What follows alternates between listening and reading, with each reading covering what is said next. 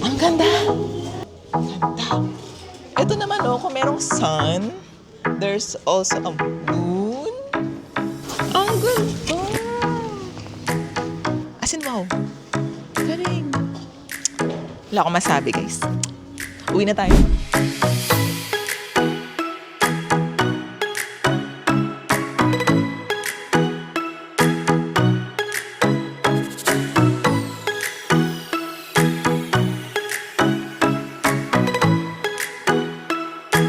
Pasok ka na, sir, maging painter. Tama? Agree? Pwede naman. My name is Ray Vergara. And Ray is from where? I'm from Toronto, Canada. Wow! Really? Yes. So you're going to go back again? I'm going back to Canada in November, and I will for sure gonna try this in my house. Ah, thank you! Robert Sacro. And ano pong profession po ni Sir Robert? Well, I'm a critical care nurse. This is my first time to do this. I thought you're a painter! Sa mga old finishes naman, saan naman dun yung madaling gawin?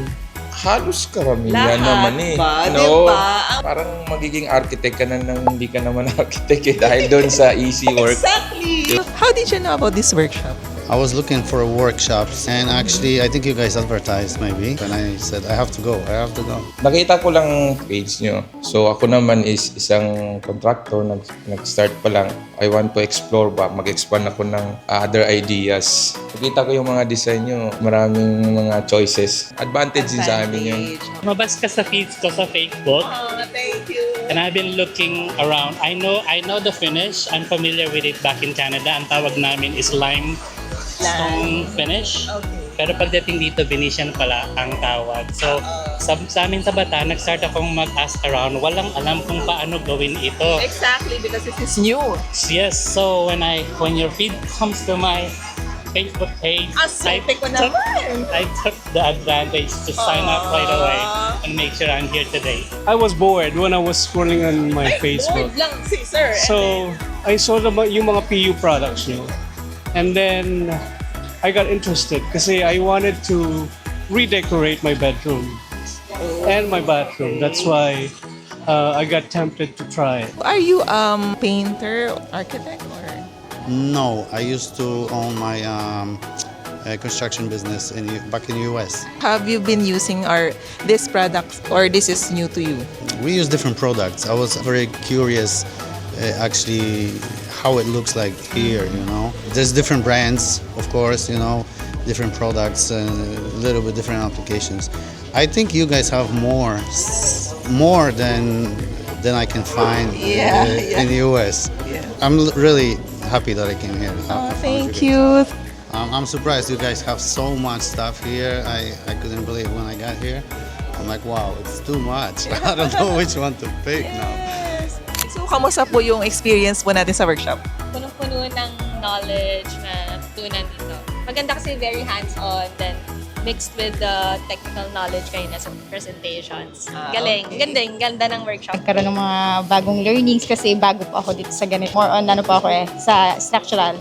Like I said, it was very, very inspiring. Now I think I can build a house. Diba?